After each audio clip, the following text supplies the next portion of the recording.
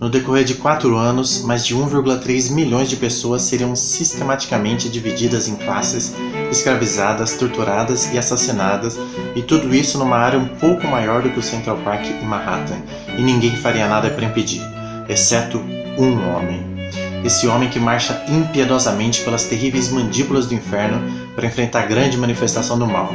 Suas chances irrisórias, o plano é risível, e ainda assim nosso fantástico personagem nunca hesita, nunca recua. Ele segue confiante, derrota o dragão, destrói os invasores demoníacos, salva o planeta e talvez acabe resgatando uma ou duas princesas nesse processo. E por um breve espaço de tempo existe a esperança.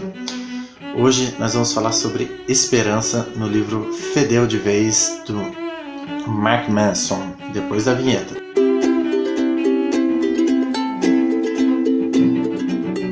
Estamos aqui com o livro Fedeu Geral, de Mark Manson, o mesmo autor da sutil arte de tocar o dane-se, né? Canal sem palavrões agora. Então, é sobre isso que a gente vai falar. Mark Manson se preocupa a explicar o que seria a esperança, afinal de contas, e por que ela é tão importante para a gente. Ele começa narrando um auto-heróico para mostrar que essa é a grande função dos heróis, né, tanto na vida real quanto na ficção, que é nos dar esperança. Mas afinal, o que seria essa esperança, né?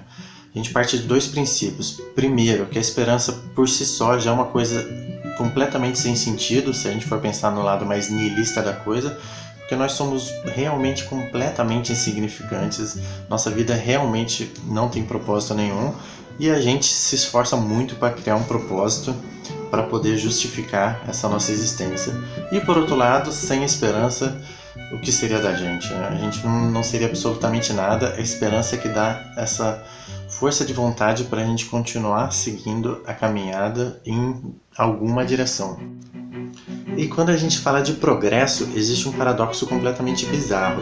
Hoje em dia, as pessoas têm mais acesso à educação do que nunca tiveram na história do planeta. Também temos queda na violência, né? Tendência de queda na violência em décadas, se não séculos. Antigamente era com certeza muito pior. Racismo, machismo, discriminação e violência contra as mulheres também estão no ponto mais baixo registrado na história. Nunca tivemos tantos direitos. Metade do planeta tem acesso à internet, coisa que nem existia antigamente. Pobreza extrema está numa baixa histórica mundial. As guerras têm proporções menores e são menos frequentes do que em qualquer outro período analisado. Crianças morrem menos e as pessoas em geral vivem mais. E temos mais riqueza do que nunca, inclusive riquezas que nem existiam antigamente, né? E nós basicamente temos cura para várias doenças que realmente matavam as pessoas antigamente.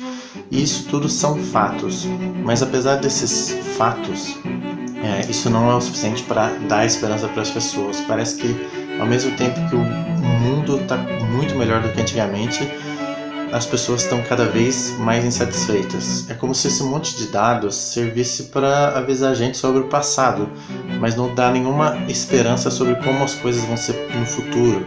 E no futuro a gente tem muita ansiedade e medo por uma série de outros fatores.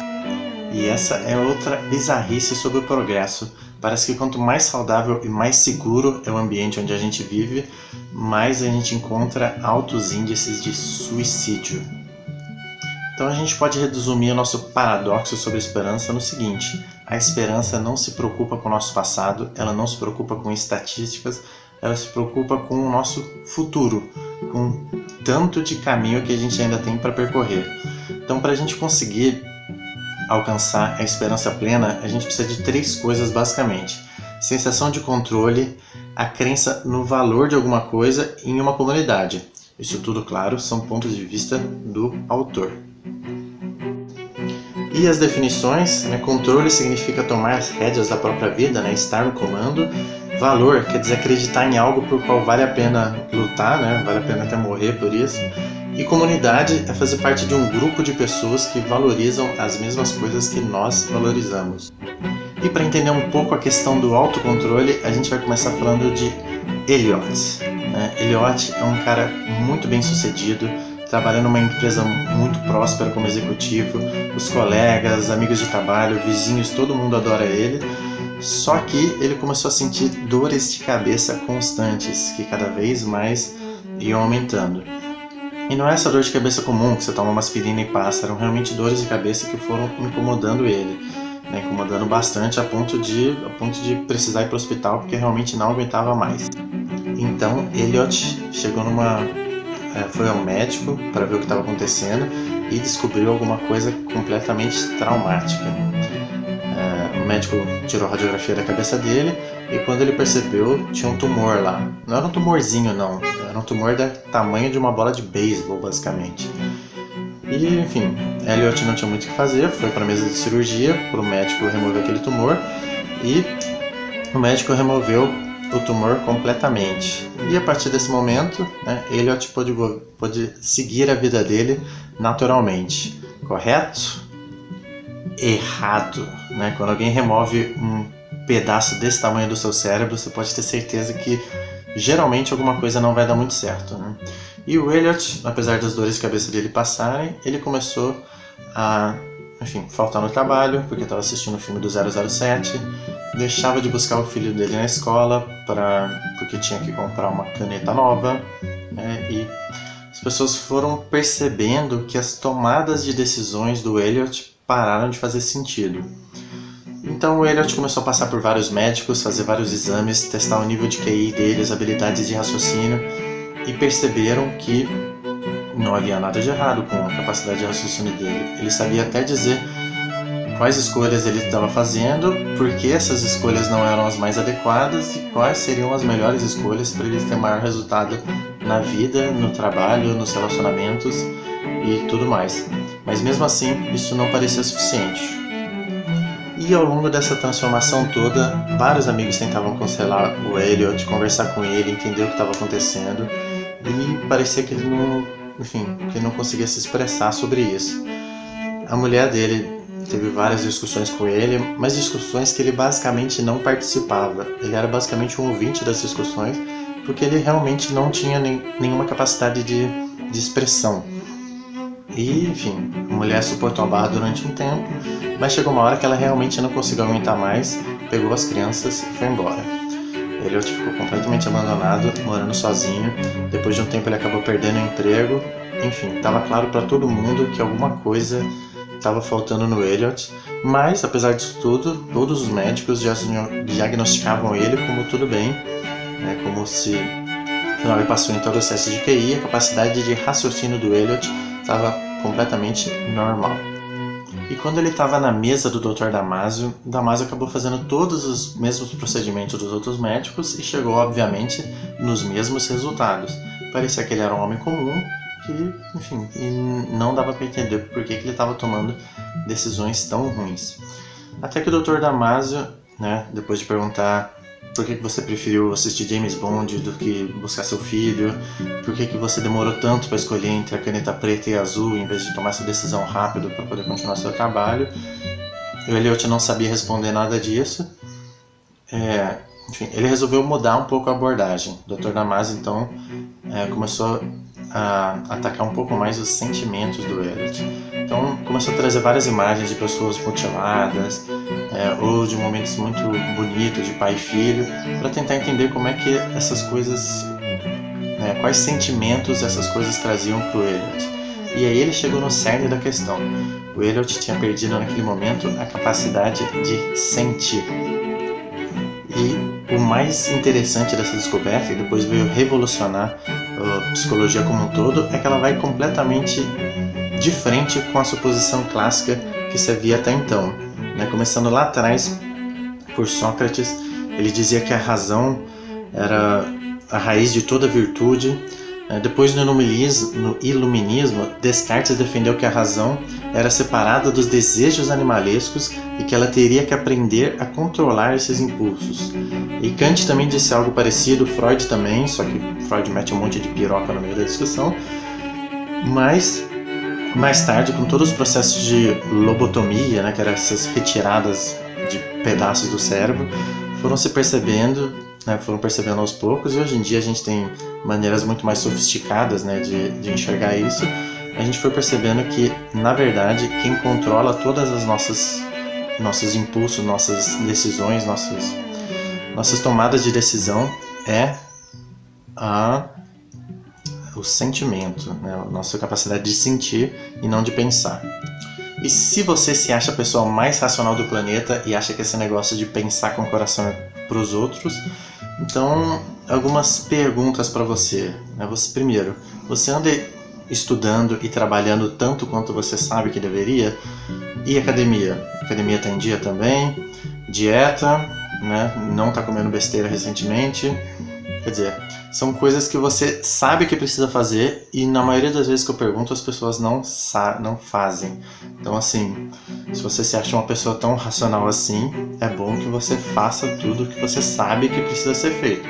Ou você vai ter que concordar que você talvez não seja tão racional quanto você pensa. E a descoberta de Damasio foi muito importante principalmente por causa disso. Se a suposição clássica fizesse algum sentido, o Damasio ia ter virado basicamente um super-homem. Ele perdeu a capacidade de sentir, ele seria governado completamente pelo raciocínio lógico, que é a coisa mais importante que a gente tem na vida. Mas a gente acabou vendo com essa história do Eliot que na prática com certeza não funciona desse jeito. Então essa é a coisa mais interessante sobre autocontrole, né? Vimos que a gente precisa de autocontrole para ter esperança e acabamos de ver que autocontrole simplesmente não existe.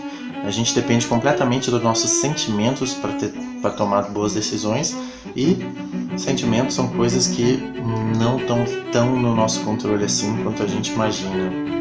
Nosso cérebro, na verdade, funciona como se ele fosse um carro e dentro do carro tem duas pessoas. Um é o cérebro sensível, que é esse que funciona de acordo com as nossas emoções, e outro é o nosso cérebro pensante, que é aquele que tem que analisar, calcular, raciocinar antes de tomar uma decisão. A gente consegue perceber que esse cérebro pensante ele vai demorar muito mais para tomar uma decisão e, além de tudo, ele vai se cansar mais nesse processo. E o nosso cérebro sensível não, ele vai tomar decisões muito mais rápidas, mas ao mesmo tempo essas decisões podem ser completamente erradas. Então a gente acabou de ver que, segundo a suposição clássica, as pessoas acreditavam antigamente que o cérebro pensante é quem tomava o volante do carro. Agora a gente viu que não. Quem comanda esse carro é o cérebro sensível. E o pior de tudo é que o cérebro pensante, em vez de reprimir o cérebro sensível e reclamar e falar você não devia ter feito isso, pelo contrário, ele funciona basicamente como um advogado de defesa. Ele fica tentando defender o cérebro sensível. Fala, não, mas ele fez isso e com certeza teve um bom motivo para fazer isso. E justifica todos os atos desse cérebro sensível. E o psicólogo moral Jonathan Haidt, ele acaba comparando esses dois cérebros com um elefante e o condutor em cima de elefante. Esse humano que está conduzindo o elefante pode tentar conversar, influenciar para ver se o elefante vai querer mudar de direção. Mas no final das contas, amigão, se o elefante não quer, não tem ninguém que possa mover esse elefante. Então o elefante nesse caso seria o cérebro sensível e o condutor seria o cérebro racional, que pode sim tentar influenciar os caminhos desse cérebro sensível. Daniel Kahneman ainda diz que o cérebro pensante é o coadjuvante que pensa que é o herói da nossa trama. E como discutimos então, o cérebro pensante, em vez de contradizer o cérebro sensível e bater de frente, muitas vezes, na maioria das vezes, ele vai tentar justificar o que o cérebro sensível diz. Então, se o cérebro sensível está pensando, por exemplo, em tomar um sorvete, apesar da gente saber que a gente está um pouco acima do peso, o cérebro pensante pensa e diz, quer saber? Eu mereço, eu trabalhei tanto hoje, me esforcei, bati minha meta, um sorvetinho hoje não vai mudar em nada na minha dieta daqui para frente.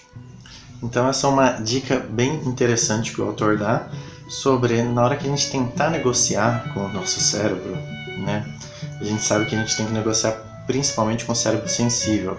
Então não adianta nada ficar jogando estatísticas de quantas pessoas morrem por causa do cigarro ou simplesmente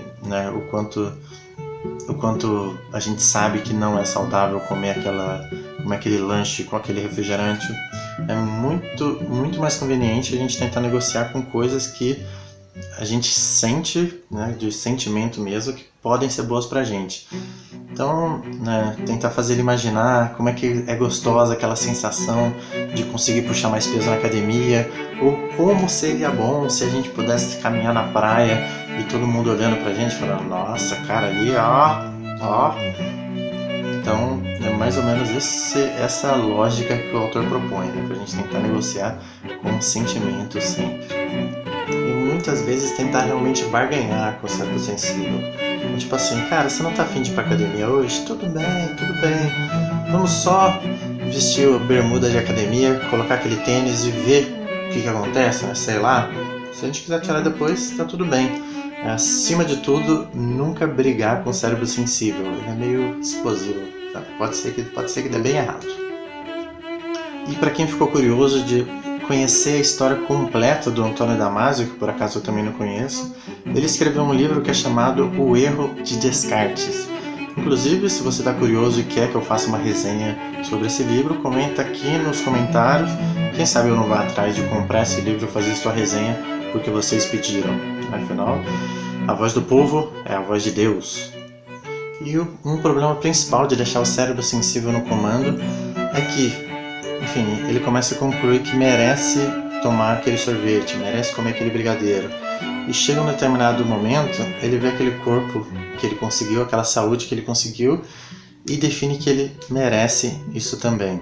É como se, depois de tanto tentar uma dieta maluca e voltar para o mesmo estágio, ele acaba concluindo que ele merece, que a vida é assim mesmo, que é isso que é a parte dele, é isso que ele vai conseguir dessa vida. É como se ele fosse constantemente levando um soco na cara, e em vez de se rebelar, denunciar, bater de frente, fazer qualquer coisa, acaba concluindo que eu bem que mereci esse soco mesmo. Assim como Isaac Newton, né, que na época era criado com o tio dele, e quando o tio dele estava ensinando para ele como plantar sementes na plantação, Isaac Newton estava mais preocupado em olhar para a luz e perceber qual caminho os raios de sol faziam ao chegar na Terra e por que se comportava daquela maneira. Então ele acabou errando a maneira dele fazer o plantio e tomou uma porrada na cara que ele nunca mais vai esquecer. Naquela época ele tinha 7 anos de idade. Aquela porrada na cara de uma criança conseguiu desmantelar basicamente a capacidade dele de sentir qualquer coisa, né? Por isso Newton sempre foi uma pessoa muito fria, muito até difícil de lidar, muitas vezes. E essa não foi a última vez que Newton apanhou desse tio. Pelo contrário, ele continuou repetindo as mesmas perguntas durante muito tempo. Por que a luz se comporta do jeito que ela se comporta? Como é que nossos olhos conseguem captar essa luz? E pro tio dele nada disso era importante. Afinal, nada disso é colocar comida na mesa deles. Pelo menos não de maneira direta. E por isso Isaac Newton apanhou várias e várias vezes durante a infância. E enquanto os colegas dele brincavam, ele continuou repetindo as mesmas perguntas. De onde vem a luz? Como é que ela faz esse caminho? Como é que nossos olhos conseguem enxergar isso? Até aqui, tudo que a gente falou sobre Newton é verdade, ou pelo menos próximo da verdade, altamente plausível, mas agora a gente vai imaginar um Newton do universo paralelo, que em vez de se preocupar com todas as leis que regem o universo, ele começou a se preocupar com as leis que regem o interior dele mesmo. E para todos os efeitos, nada melhor do que chamar o nosso Isaac Newton do universo paralelo de Newton Emo. Então, Newton descobriu algo meio doloroso que todos nós já sabemos. As pessoas mentem. E não é uma mentirinha ou outra não, elas mentem quase que constantemente, sobre coisas muito importantes ou sobre coisas completamente fúteis. E o pior de tudo, as pessoas também têm o hábito de mentir para elas mesmas.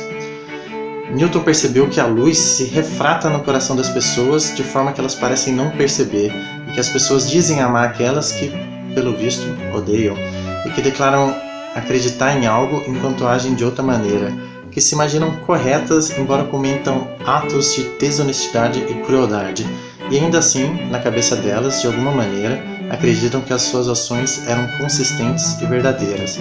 Newton concluiu que ele não podia confiar em absolutamente ninguém, nunca, e calculou que sua dor era inversamente proporcional ao quadrado da distância entre ele e o mundo.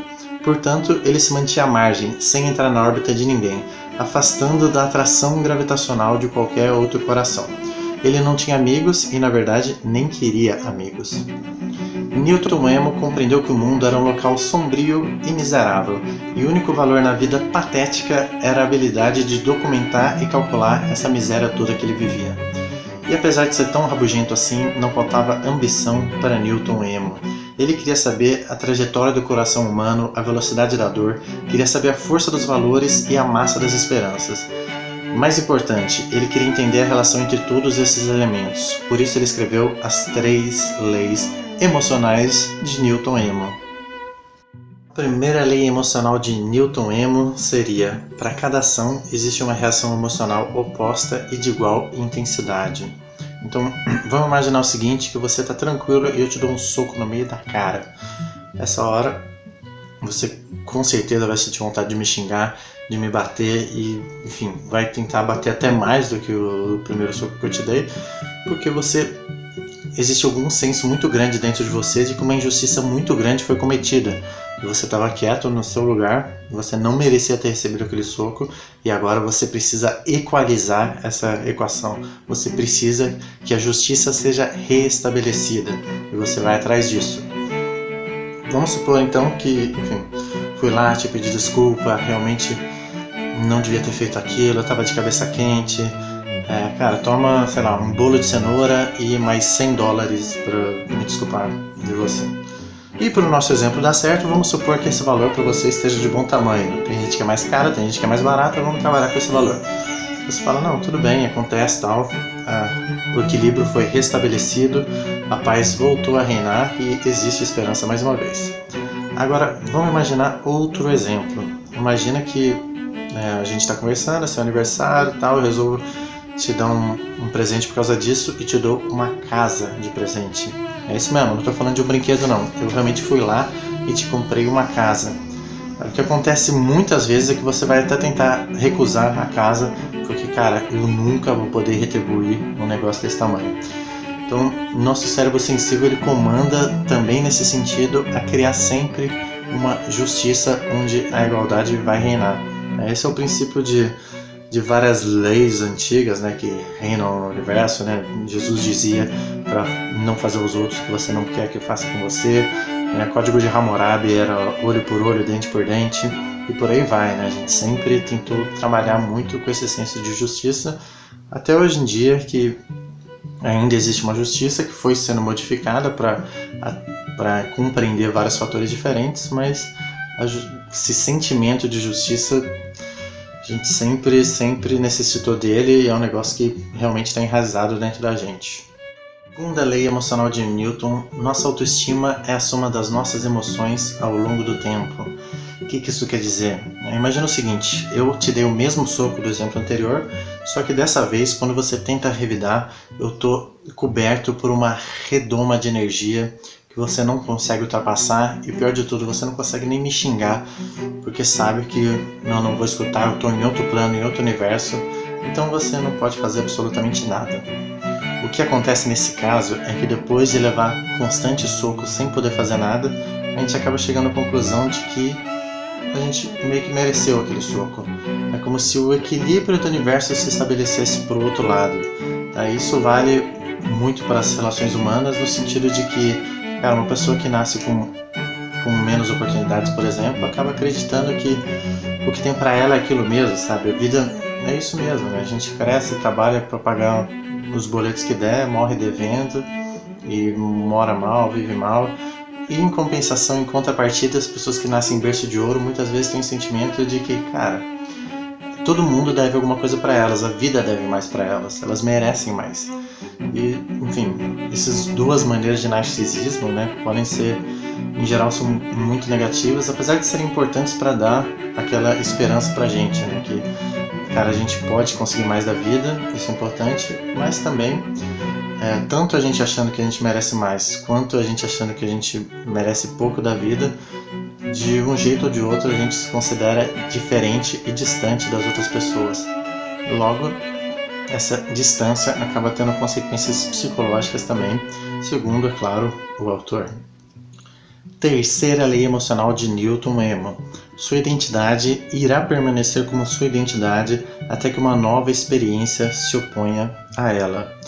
E pra gente discutir um pouco isso, vamos contar uma história muito triste, mas que acontece basicamente todo dia. Garoto trai a garota.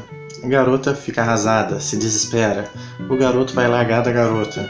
E a dor da garota vai crescendo durante os anos e ela se sente um lixo completo. E para o seu cérebro sensível não perder a esperança, ele resolve pensar uma explicação entre duas disponíveis. Ela pode acreditar, ou que todos os garotos são péssimos, ou dois, que ela é uma pessoa péssima.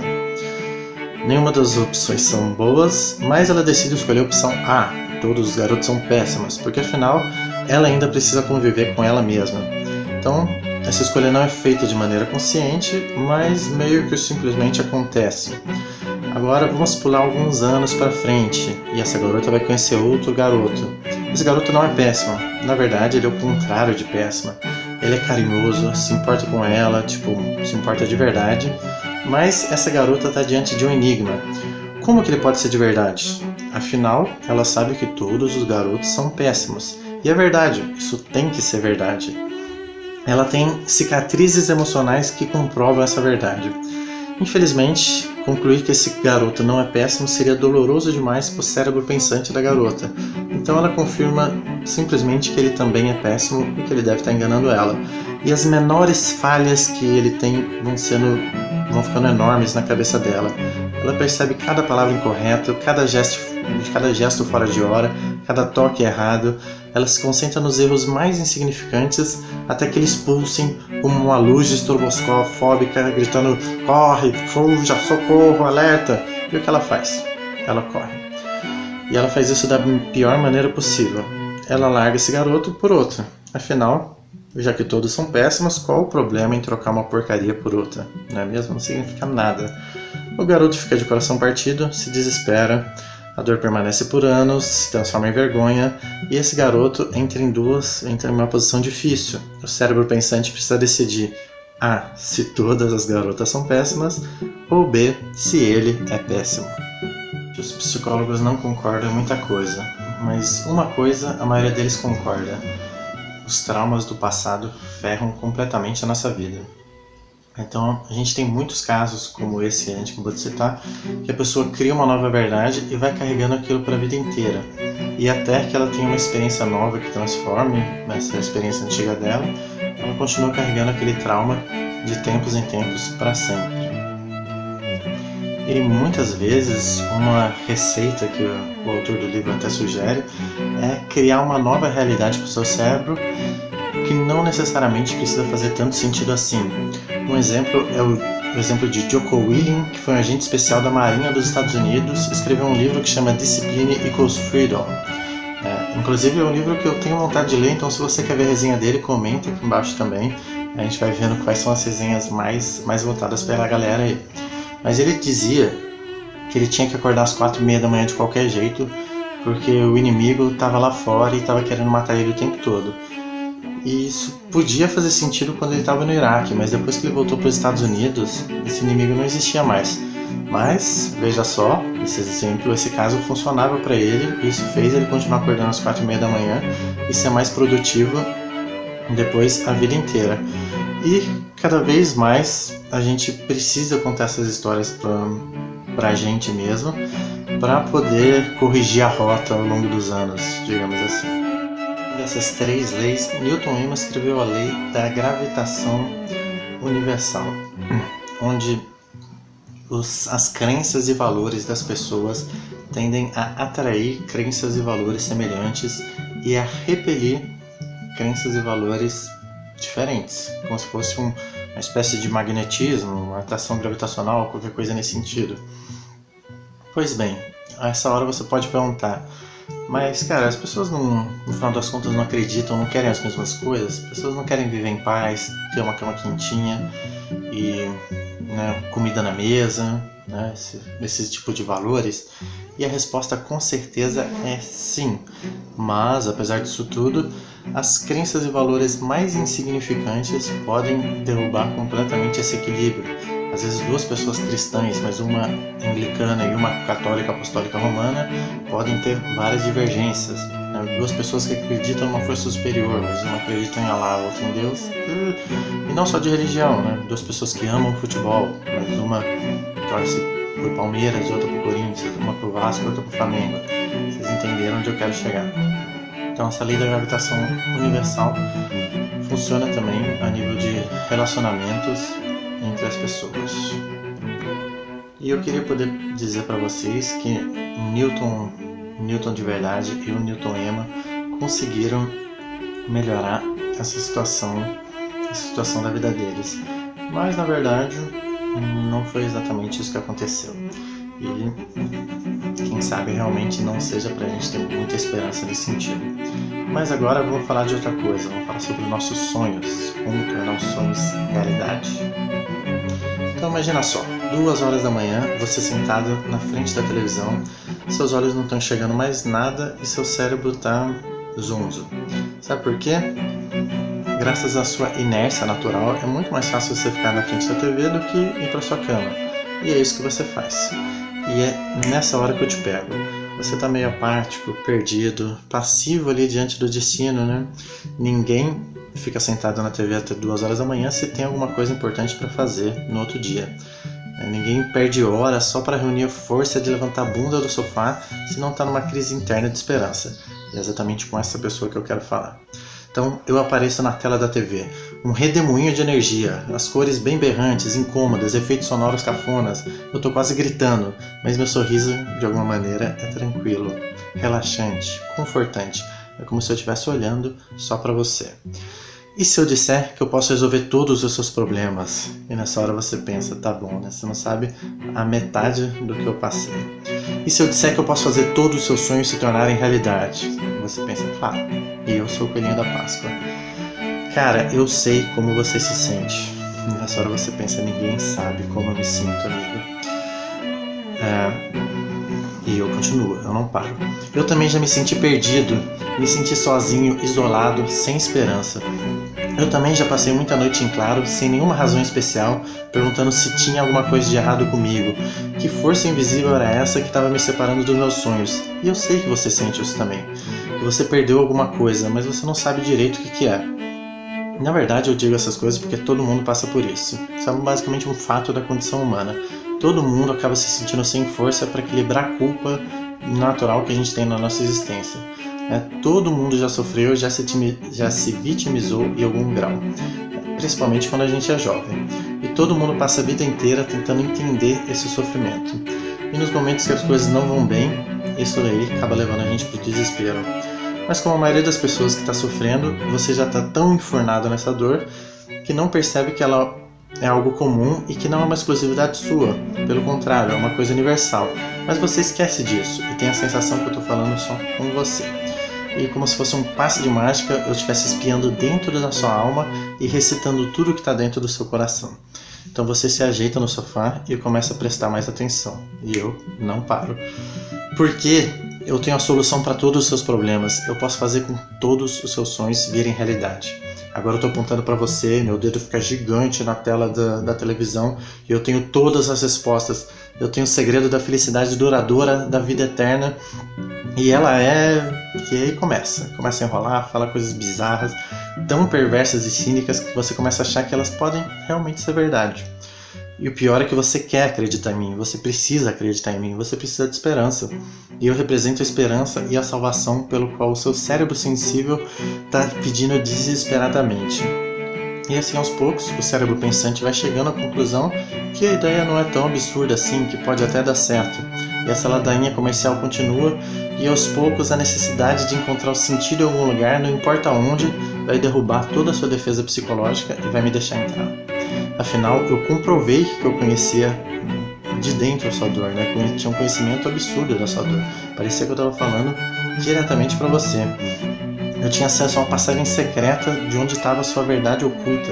Atingi uma veia tão profunda que conduziu ao seu coração e você percebe que no meio daqueles dentes brilhantes e palavras gritadas eu falei que eu já tive tão na merda quanto você e descobri como sair dela. Então vem comigo. E agora eu tô a 1000 por hora. O ângulo da câmera muda o tempo todo, me capta de hora para lado, uma hora de frente, uma hora de lado. Aparece uma plateia no estúdio, as pessoas estão empolgadas com cada palavra que eu digo. Tem uma mulher chorando, tem um cara com o queixo caído, e o seu queixo tá caído também. Eu não te dou um segundo de folga. Eu vou fazer você se sentir realizado para sempre, cara, para sempre. Vou dar conta de tudo, não vou deixar nenhum furo. Quanto que vale a sua felicidade? Quanto que vale a sua esperança? Anda, babaca, assina agora, aperta o botão azul.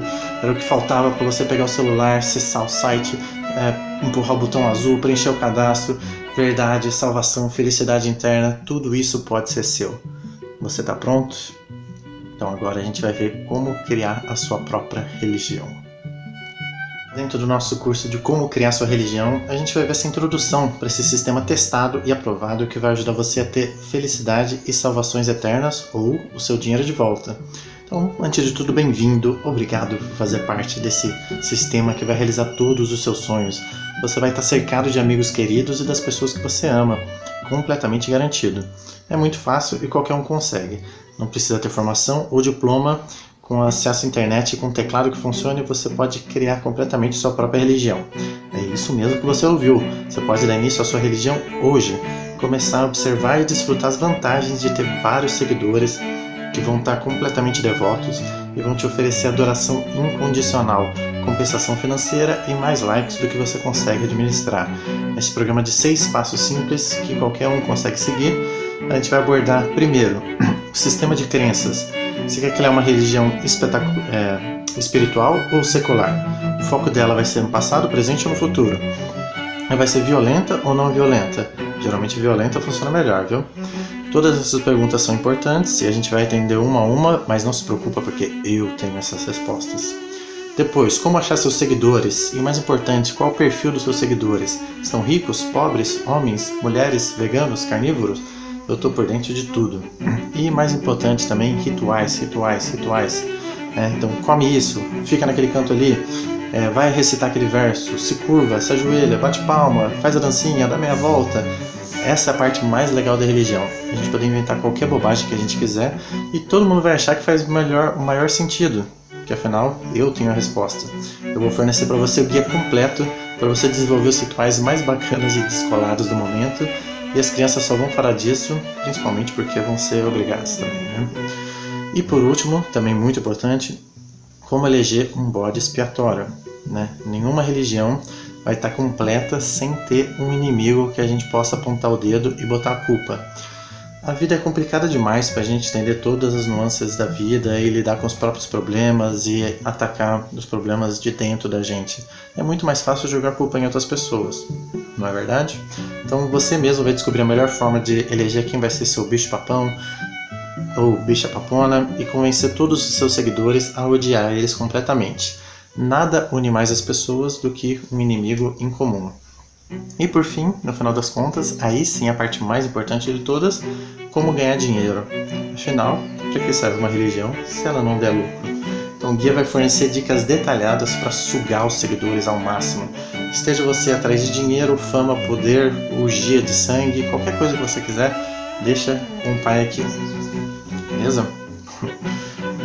Todo mundo precisa de algumas comunidades para dar essa esperança pra gente não ficar louco, não começar a ser araçais de banho. E religião são a base da esperança comunal. É por isso que a gente vai aprender a criar uma do zero.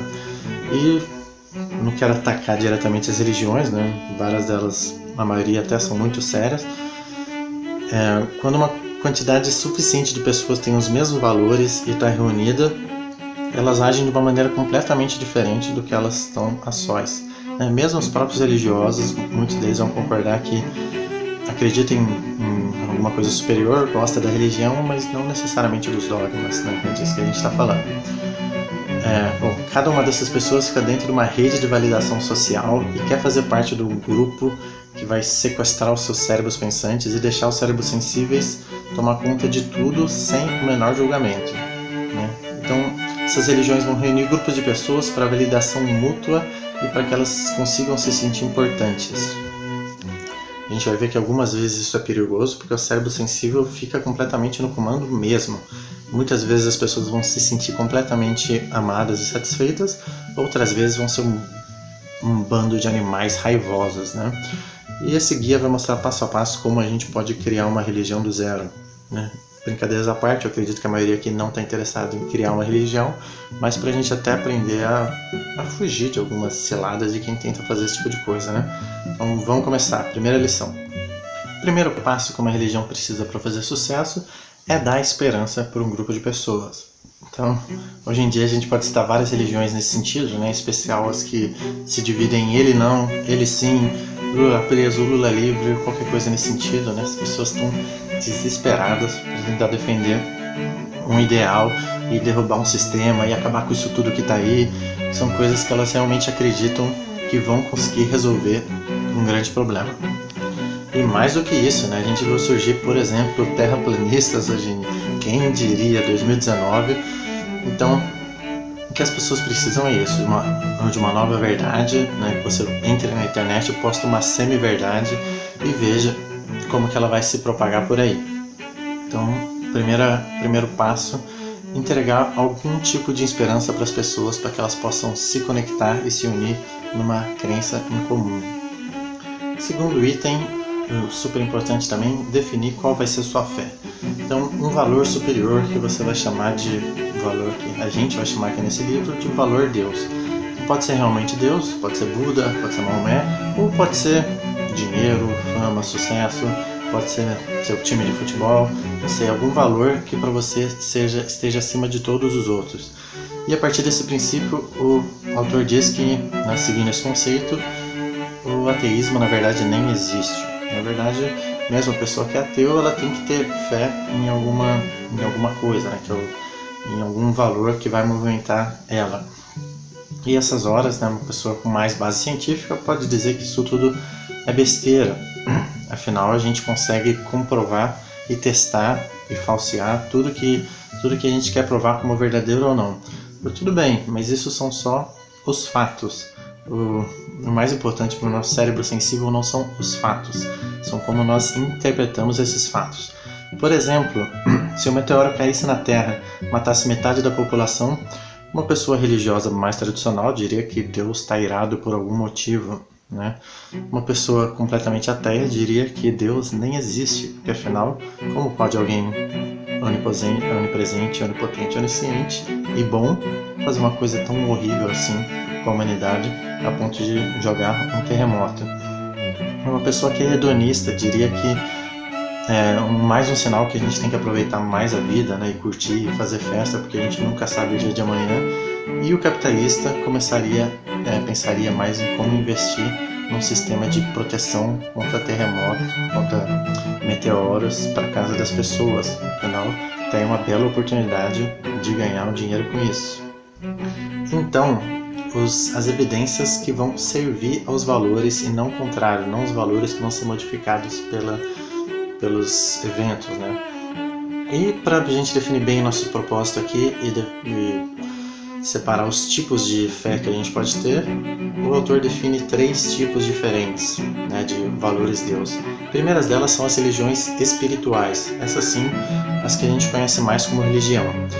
Então, crença em alguma coisa sobrenatural, né, que vai influenciar na nossa vida. Então a gente tem cristianismo, islamismo, judaísmo, animismo, mitologia grega, né, alguns dos exemplos. Religiões ideológicas vão extrair a esperança do mundo natural e nesse mundo elas vão buscar salvação, crescimento e desenvolvimento de crenças baseado no agora. Por exemplo, capitalismo, comunismo, ambientalismo, liberalismo, fascismo, libertarianismo. A gente vê que tem muita gente bem fanática também nesses grupos, né? E as religiões interpessoais vão tirar a esperança de outras pessoas nessa vida. Como exemplo, o amor romântico, crianças, ídolos esportivos, líderes políticos, celebridades e por aí vai. Tudo isso entra como religiões interpessoais. E o terceiro passo, depois de criar fé, é invalidar preventivamente todas as críticas e questionamentos externos. Certo? Então, qualquer crítica à sua religião você tem que invalidar de maneira automática. Isso é simples, é só você criar um grupo nosso contra eles e todas as críticas vêm do grupo deles. Então a gente tem que sempre evitar eles e fazer com que eles não tentem se afastem da nossa religião, né? Não tentem manipular a nossa fé. Então, tem algumas maneiras de fazer isso, né? Alguns exemplos aqui. Se você não apoia a guerra, provavelmente apoia os bandidos. Deus criou a ciência para testar nossa fé em Deus. Portanto, qualquer coisa que contradiza a Bíblia é meramente um teste da nossa fé em Deus. Inclusive, esse monte de fóssil que o pessoal encontrou por aí, na verdade, foi Deus que plantou lá para testar nossa fé nele. Aí vai em várias, né? Quem criticar o feminismo, machista. Quem critica o capitalismo, provavelmente é comunista. Quem critica o presidente é um traidor da nação. Brasil, ame-o ou deixe. E quem acha que o Maradona é melhor do que Pelé, provavelmente não entende nada de futebol. E é melhor a gente nem ouvir mais qualquer coisa que essa pessoa fala sobre futebol. Apesar que esse último exemplo, eu bem que concordo. E eu sei que essas dicotomias parecem uma má ideia, afinal, como seria bom se o mundo, todo mundo vivesse em harmonia, em paz, em igualdade, querendo um mundo melhor para todo mundo, mas na prática, esse mundo de paz não duraria muito tempo. O inimigo em comum é muito saudável, especialmente para uma religião.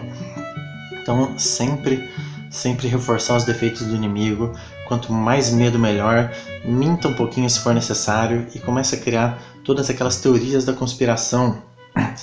Não é só a questão de vacina casal autismo, é que as indústrias médicas e farmacêuticas estão enriquecendo à custa da destruição das famílias. Quando as pessoas defendem o aborto, não é só uma visão diferente sobre o status biológico de um feto, mas são soldados enviados pelo Satanás para destruir as boas famílias cristãs. O aquecimento global não é só uma falácia, é uma falácia criada pelo governo da China para atrasar a economia ocidental e poder dominar o mundo. É isso que a gente precisa. O quarto passo fundamental para as religiões são sacrifícios. E não precisam ser grandes sacrifícios, como andar de joelho até Aparecida do Norte, mas desde os pequenos sacrifícios. Por que você tem que ir tão bem vestido para aquela missa no domingo? Por que tanta gente usa mantos em ocasiões especiais, seja o padre, seja na sua formatura? E cada religião vai usar um chapéuzinho diferente, outra religião, sei lá, não pode comer porco, outra não pode sexo antes do casamento. Pequenos sacrifícios que vão estabelecendo um ritual e fortalecendo esses laços de união. É isso falando só das religiões ideológicas. A gente ainda tem as religiões que não são ideológicas, religiões de partido, por exemplo. Você fazer parte do exército do seu país é uma honra para aliviar essa culpa que você tem de não ter feito nada por esse país que fez tanto por você. E mesmo nas religiões ideológicas, nas religiões religiosas mesmo, as pessoas muitas vezes fazem esses sacrifícios para aliviar a culpa, Afinal, por que essa pessoa mereceu nascer onde ela nasceu, Por que não outra pessoa entre tantos outros espermatozoides, Então, senta, ajoelha, pede perdão para o seu Deus, por essa pessoa pecadora que você é, pede perdão para Jesus que se sacrificou por você. Todos esses sacrifícios ajudam a fortalecer o sentido da sua religião.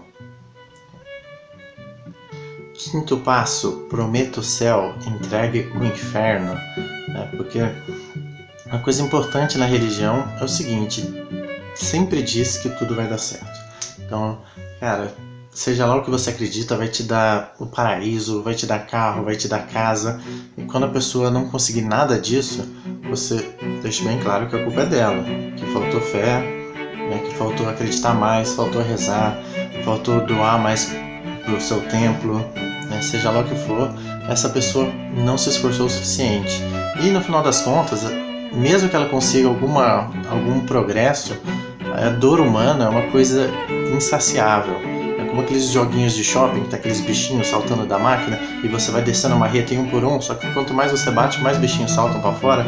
É mais ou menos isso. A gente não vai se satisfazer e, como criador de uma religião, é muito importante que você se aproveite disso e na sua religião você demonstre que, cara, se não deu certo ainda, tenta um pouco mais, tá faltando fé, tá faltando fazer da maneira correta, continua, não para, que vai dar certo, o problema ainda é com você. E no final das contas, é importante a gente ter consciência disso. Nenhum governo, nenhuma nova política monetária vai resolver todos os problemas. A igualdade, do ponto de vista pleno, nunca vai ser alcançada, nunca. Questão de liberdade, você nunca vai ter toda a liberdade do mundo, sempre você vai ter alguma restrição. Cara, esse é o mundo ferrado que a gente vive. E quanto mais cedo a gente abraçar essa ideia, mais satisfeitos a gente vai ficar com a nossa existência como um todo. Então, sexto mandamento, sexta etapa, hora de colher os frutos, né? Hora de arrecadar. Então, seja lá o que você quer, né? Se você quer dinheiro, diga a eles o quanto é importante doar para as obras, né, do nosso culto. Se você quiser, sei lá, parceiras sexuais, é importante você dizer que, sei lá, que o sexto etapa da evolução do peixe-boi precisa das orgasmos do profeta e blá blá blá, né? Se você quiser um lugar novo para morar, né, você precisa dizer que é importante financiar a construção do templo e que ele vai ser feito em outro lugar para a morada do profeta e tal. Enfim, se você chegou até esse ponto, é importante saber fazer a cobrança no final, né? Deus lhe pague e Deus lhe pague bem. E pelo amor de Deus, né? Se a gente já chegou até esse ponto, não me venha com papinho de ética, certo? Afinal, você criou sua religião é sua. Quem são as outras pessoas para dizer para você o que é ético e o que não é? Na verdade, então, sexto e último passo, arrecadar. Importante, fundamental para o crescimento da palavra, né? Para a propagação da palavra. E se você pensa que, enfim, se você está achando todo esse papo de criar uma religião até enojante, é importante a gente ter essa noção que a gente já faz parte disso e geralmente a gente gosta, né? A gente acha legal. O problema em si não são, né, as religiões, sejam elas fundamentalistas ou não.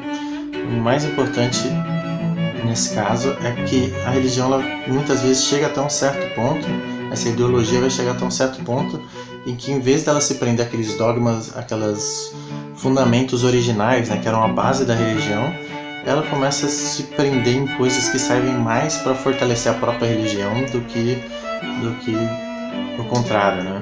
Então é aí que vem algumas coisas como cruzadas, né, a partir do cristianismo, é aí que a gente vê, sei lá, o divórcio vindo do próprio casamento, né, alguns desmoronamentos do ideal original. Então, né, é importante a gente sempre se lembrar qual que é a mensagem original por trás da religião. Tem um livro muito bom, que está aqui atrás também, Revolução dos Bichos, de George Orwell, e em um trecho, né, e aqui fica o alerta de spoiler, se você não gosta de spoiler, pode pular essa parte aqui, pula uns 20 segundos para frente, mas que estava escrito na parede que todos os animais são iguais, né, e esse era um dos mandamentos dos bichos, até que quando as coisas começaram a ficar esquisitas, os bichos foram consultar a parede de novo, estava escrito que todos os animais eram iguais, mas alguns animais eram mais iguais do que os outros.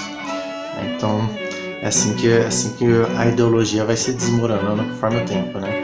Afinal de contas, não tem nada mais poderoso para destruir um sonho do que realizar tal do sonho. E no meio dessa história toda, alguém dizia que Deus estava morto. Esse é o famoso Nietzsche, né? Muita gente conhece, Friedrich Nietzsche, não sei falar, não vou nem tentar. Ele defendia principalmente que se a gente começasse a sociedade agora, né, pegasse pessoas aleatórias num prédio e matasse todo o resto, deixasse essas pessoas do prédio se reorganizar, a gente ia ver que ia ter alguns mais inteligentes, alguns que interagem melhor com as pessoas, alguns que têm mais forças naturais. Essas pessoas vão tender a se desenvolver menor e a desigualdade já vai começar muito cedo. A desigualdade é uma coisa inerente na natureza. E aos poucos, né, algumas pessoas vão galgar mais degraus, né, vão estar em posições mais privilegiadas, enquanto outras vão ficar mais reduzidas. Nietzsche dizia, né, que ele separava essas pessoas entre mestres e os escravos, até porque para eles qualquer pessoa que trabalhe por um salário a vida inteira é alguma coisa muito parecida com a escravidão. Então os mestres cada vez mais iam justificar o motivo pelo qual eles mereciam estar lá, era honroso que eles estivessem lá, afinal eles tinham todas as características que alguém que está lá precisa, e mesmo que não tivesse, né, diriam que são enviados de Deus, qualquer coisa nesse sentido. E as pessoas que ficariam mais abaixo, né, que ele chama de escravos, defenderiam que a nobreza está justamente em todo esse sofrimento que eles passaram, e que cada vez mais iam defender ideologias que idolatram essa pobreza, né? E, querendo ou não, hoje em dia é difícil a gente separar. Eu diria que a gente tem um pouco dos dois. Vamos supor que você está na escola, está fazendo uma prova e você tirou a melhor nota da sala. Vai falar, pô, também eu estudei, eu me esforcei, eu mereço, né? Eu trabalhei por isso. Mas, por outro lado, você vê que um amigo seu não tirou uma nota tão boa, porque na verdade ele tem 18 irmãos em casa e os pais dele são separados, o pai dele usa droga, a mãe dele não para em casa para tentar trazer algum dinheiro para casa, ele tem que cuidar dos 18 irmãos, e você olha para aquilo e fala, pô, não é justo, né? E aí? Como é que a gente separa esses dois? Então você acredita que ele merece alguma compensação de qualquer maneira por toda essa carga que ele está passando, ao mesmo tempo que você acredita que você é digno de merecer sua nota, né? Existe essa dicotomia, digamos assim, né? E Nietzsche dizia que esse confronto de classes só ia piorar com o tempo. E do ponto de vista histórico, a gente pode dizer que antigamente o que era mais proeminente eram essas religiões que traziam esse conceito de dominância do mestre, né? Essa ideia de que o mestre deveria ser respeitado porque tem todas as características que precisa, ou foi enviado de Deus, merece o lugar dele no trono e merece toda essa superioridade, toda essa hierarquia. Depois, com o tempo, né, a gente viu que foram aparecendo religiões mais cristãs que foram trazendo cada vez mais essa questão de dominância do escravo, né, de importância do escravo receber a recompensa dele por tudo que ele vem sofrendo na terra. E cada vez mais as religiões foram tendo problemas conforme foram sendo confrontadas com as evidências, né, com a realidade, com o mundo do jeito que ele é. Então a gente pode dizer que com o tempo surgiu uma terceira e mais eficiente, digamos assim, maneira de enxergar o mundo, que é a ciência. Até porque a ciência não tem um dogma superior que não pode ser mudado, não tem um livro só e é o único livro que pode ser seguido. A ciência passa por diversas mutações e quem corrige a própria ciência é sempre a própria ciência. Até porque a ciência mostrou que ela conseguia resolver os problemas de verdade, né? Enquanto a população dependia de outras religiões mais subjetivas para dar todas as respostas, a ciência vinha e trazia respostas completamente diferentes e adivinha, né? Respostas que funcionavam de verdade, remédios que realmente curavam, né? Tecnologias que foram realmente causando um crescimento e melhorando a qualidade de vida das pessoas. Então, obrigado, né, cientistas aí, Isaac Newton, Francis Bacon, Albert Einstein, vocês são foda. E aos poucos, as religiões espirituais foram perdendo espaço cada vez mais para essas religiões ideológicas.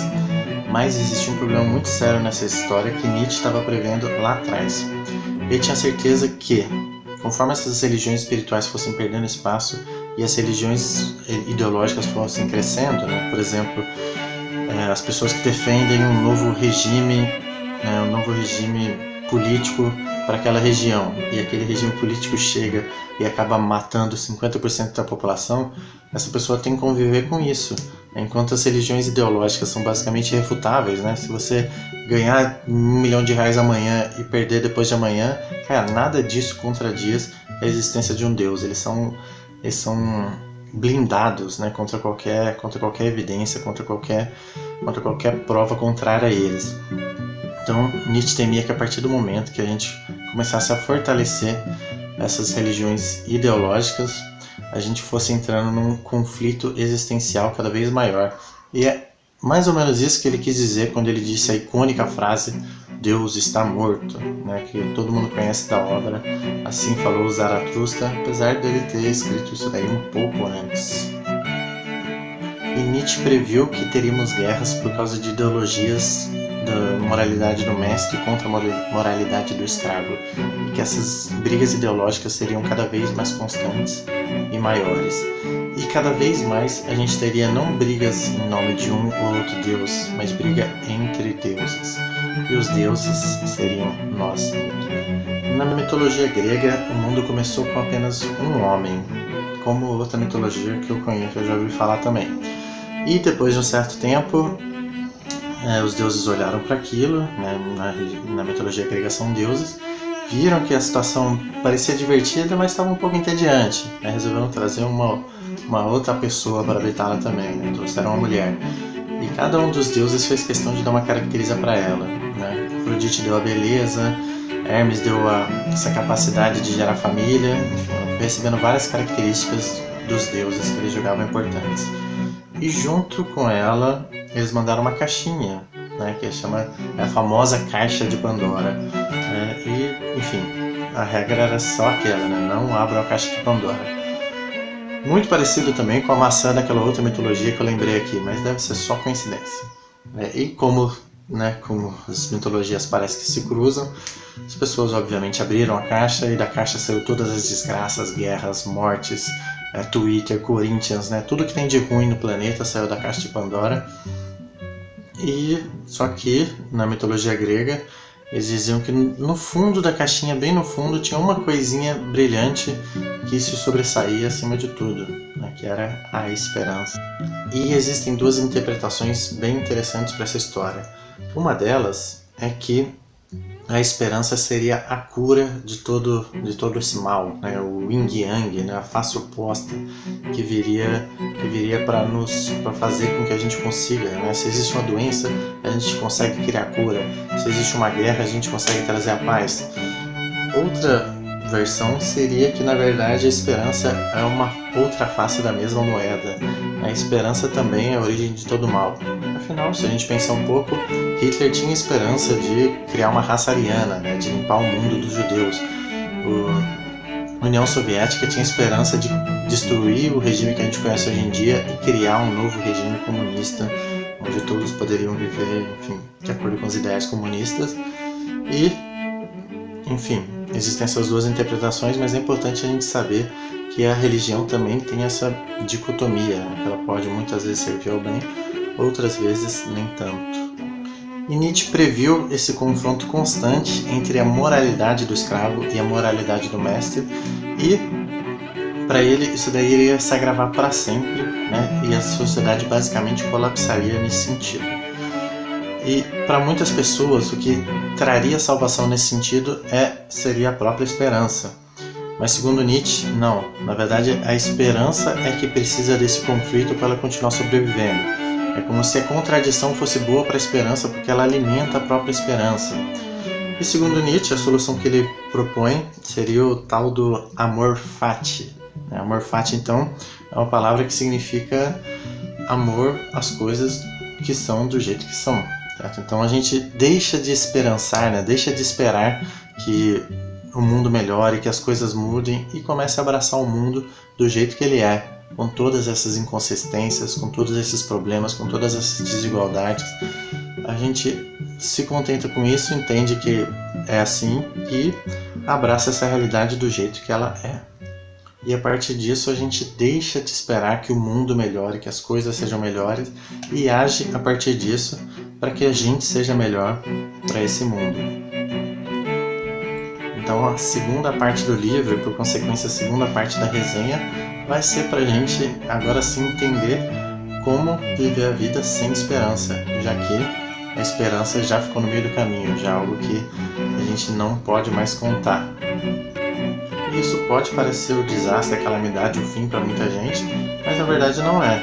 Se já não existe esperança mesmo, a gente não tem motivo para não viver os nossos sonhos, a gente não tem motivo para não amar as pessoas como se fosse o último dia, a gente não tem motivo nenhum para fazer o que a gente gostaria que fosse feito da melhor maneira possível.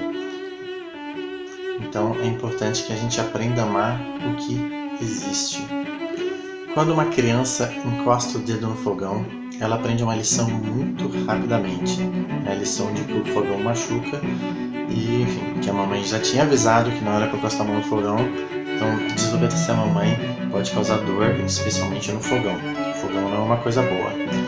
Mas em outro cenário hipotético, que nunca aconteceu comigo, imagina que essa criança resolva, né, aproveitar que a mãe não está por perto e saquear a geladeira e roubar um sorvete.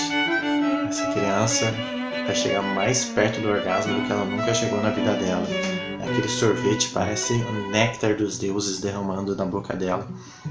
E ela vai ter todo aquele êxtase até que a mamãe chega e fica muito brava, tira o sorvete da criança e põe de castigo e briga. E, enfim, não são boas as consequências no final das contas.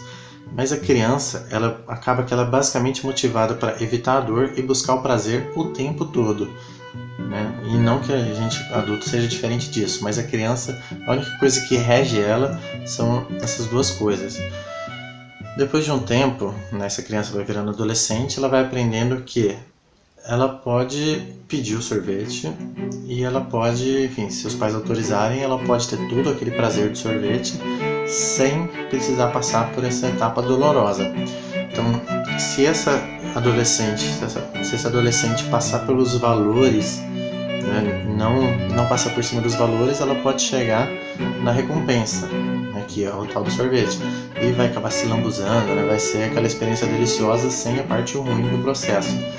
Mas vamos imaginar essa mesma lógica trazida para um adulto, né? Então, o adulto, por exemplo, chega em casa, né, começa a agradar a esposa e faz carinho, faz tudo isso, aquilo, pensando que lá de noite ele pode ter uma recompensa agradável.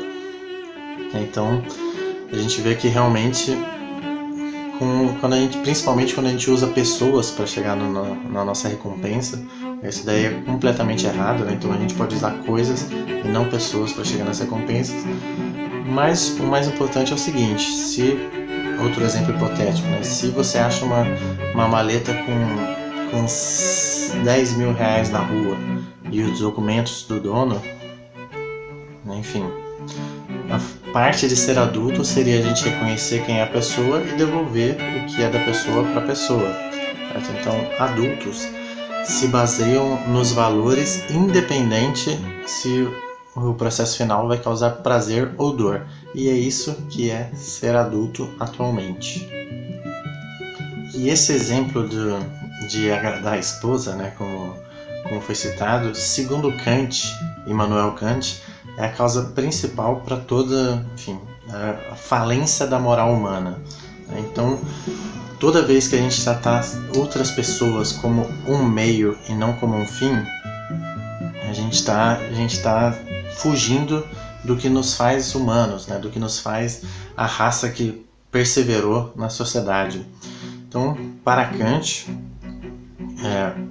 quanto mais a gente sempre tem que usar nossa humanidade e nossa maneira de tratar humanos como um fim e nunca como um meio. Então, por exemplo, se eu trouxe um presente para agradar a minha esposa, a frase para por aí: eu quis agradar a minha esposa. Agora, se eu trouxe um presente para agradar a minha esposa, para que eu possa colher algum benefício lá na frente, eu com certeza vou estar sendo um babaca.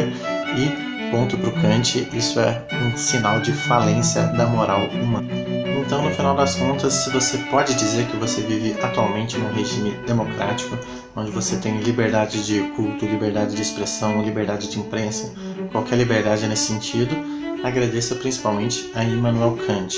Ele entendeu e até hoje a gente propaga que a gente nunca deve sobrepor a nossa opinião, a nossa moral, a nossa ética em oposição a de outras pessoas.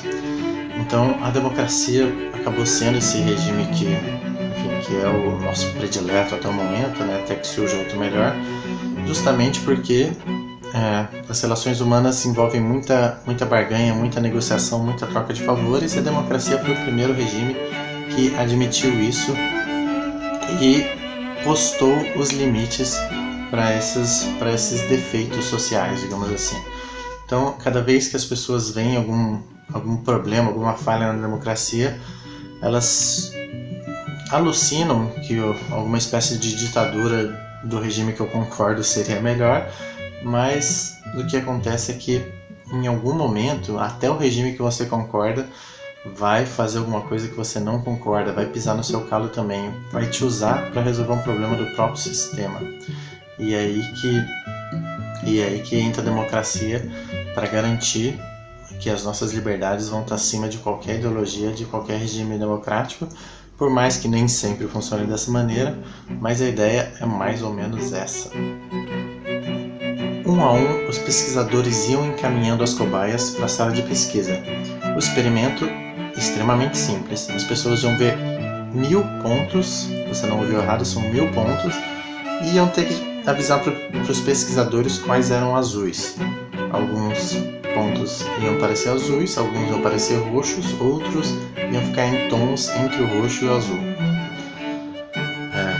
O experimento mais monótono do planeta, com certeza, mas um impacto bem interessante, né? O nome desse experimento, eu vou ter que até dar uma lida aqui, chama de mudança de conceito induzida por prevalência, né? Um nome tão chato que o autor prefere chamar de efeito ponto azul. Qual que é a lógica desse experimento? No começo do experimento, né, os pesquisadores davam aproximadamente metade dos pontos como pontos azuis. E ao longo do experimento eles foram jogando cada vez menos pontos azuis para ver o que acontecia. E o resultado foi chocante, que quanto menos pontos azuis tinham, mais as pessoas começavam a enxergar outros pontos como azuis para poder dizer que havia mais ou menos 50% de pontos azuis. E por que isso é tão surpreendente assim? Porque esse experimento ia muito além dos pontos azuis. Então, numa segunda fase do mesmo experimento, eles começaram a mostrar fotos de pessoas ameaçadoras, neutras ou amigáveis. E o mesmo efeito acontecia. Quanto menos fotos de pessoas ameaçadoras eles mostravam, mais as pessoas começavam a enxergar as pessoas amigáveis e neutras como ameaçadoras. E o experimento foi além. Depois, terceira etapa, eles começaram a mostrar fotos, a mostrar entrevistas de emprego para as pessoas julgarem se aquele emprego era ético ou não. Então começavam com propostas, né, bem esquisitas, né, bem antiéticas no começo, algumas inofensivas e outras neutras, né? E até que certo tempo, mais uma vez, foram retirando as propostas antiéticas e cada vez mais as pessoas começavam a enxergar essas propostas normais ou propostas até muito agradáveis como propostas antiéticas. E isso linka perfeitamente com o que a gente viu no começo do nosso tutorial, né, do nosso resumo. Antigamente a gente tinha um mundo muito pior, muito mais violento, muito mais agressivo, com muito mais guerra, muito mais desigualdade, muito mais fome, muito mais problemas. E hoje em dia, com todas as melhoras que a gente teve, cada vez mais coisas que antigamente eram até insignificantes começaram a ser vistas como violência, como guerra, como discriminação, preconceito. E aí a gente é basicamente incapaz de reconhecer essas melhoras, porque afinal a dor é uma constante universal. E o efeito ponto azul mostra, e a gente consegue enxergar, que a gente está num processo sem solução, né? Perdemos o motivo para ter esperança. Quanto mais a gente consegue melhorar o nosso padrão de vida, mais a gente vai tendo reclamações das próprias pessoas. E, cara, esse trabalho aí é basicamente escravo, né? Isso daí que você está fazendo é preconceito. Não que não exista, mas acho que a mensagem foi passada aqui, né? A gente, apesar de todas as melhorias, a gente não enxerga essas melhorias. A gente enxerga que tá tudo a mesma coisa que era antes, ou quem sabe até pior. E cada vez mais, né, pesquisas apontam que países muito desenvolvidos acabam tendo maior taxa de suicídio e pessoas super protegidas, né, na infância acabam que têm mais dificuldade em lidar com o mundo depois de ver o mundo como ele realmente é, né? O que acaba sendo um recado importante aí para os pais ou para os futuros pais, né? Cuidado, que a superproteção também é um problema, né? A criança precisa nascer com calos também, por mais difícil que isso seja. Recentemente eu vi uma citação muito legal do Einstein na internet. O homem deve ir atrás do que ele é e não do que ele acha que deve ser. Essa frase é ótima, tinha até um desenho de cientista por trás e tudo. É uma citação emocionante, inteligente, eu vi que tinha vários likes lá na postagem. O único problema é o Einstein não disse isso. Outra citação do Einstein que viralizou bastante, né? Todo mundo é um gênio, mas se você julgar um peixe pela habilidade dele de subir em árvores, vai achar que ele é estúpido. E também não foi o Einstein que disse isso. Ou então, temo um dia em que a tecnologia vai superar a nossa humanidade, então o mundo será uma geração de idiotas. Não, também não disse isso. E não sei porquê, mas criam muita mitologia com Einstein, o pessoal adora criar. Inclusive, Einstein nunca foi ruim em matemática. Einstein era excelente em matemática desde pequeno, aprendeu álgebra e geometria euclidiana sozinho em um único verão, e aos 12 anos leu Crítica de Razão Pura de Kant, um livro que os universitários têm dificuldades para ler até hoje. O cara completou PhD em Física Experimental numa idade que a maioria das pessoas ainda nem começaram a trabalhar. Então, claramente, Einstein gostava dessa parada de estudar. E, bizarramente, o Einstein é muito menos reconhecido por ciência do que por essas frases de Facebook. Mas, na verdade, a grande contribuição do Einstein, principalmente com a teoria da relatividade, foi quebrar esse estigma de que espaço e tempo são constantes universais. Na verdade, não. Se, por exemplo, você está correndo e eu taco uma pedra, você está correndo a 5 km por hora e eu taco uma pedra a 8 km por hora, a pedra ela vai conseguir te atingir a 3 km por hora. Agora, se você estiver correndo na velocidade da luz, um pouco abaixo da velocidade da luz, e eu atirar um feixe de fótons em você, esses sim que vão estar na velocidade da luz, eles vão te atingir na velocidade da luz. Essa velocidade relativa entre vocês não existe, porque a constante universal, segundo Einstein, é a velocidade da luz. E tempo e espaço são dimensões relativas. Na física newtoniana funcionava muito legal, mas quando a gente trabalha com velocidades acima da velocidade da luz, acima não, né? Até próximas da velocidade da luz, o negócio fica maluco.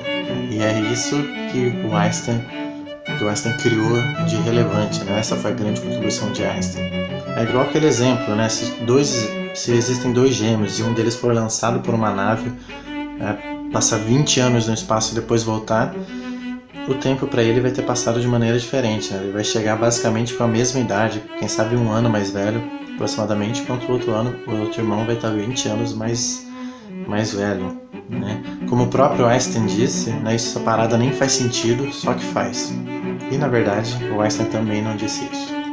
E na verdade, o autor gosta de martelar nessa explicação toda de Einstein sobre a relatividade do tempo e do espaço para fixar, para dizer que a nossa percepção do mundo, né, que as coisas não são uma constante universal também.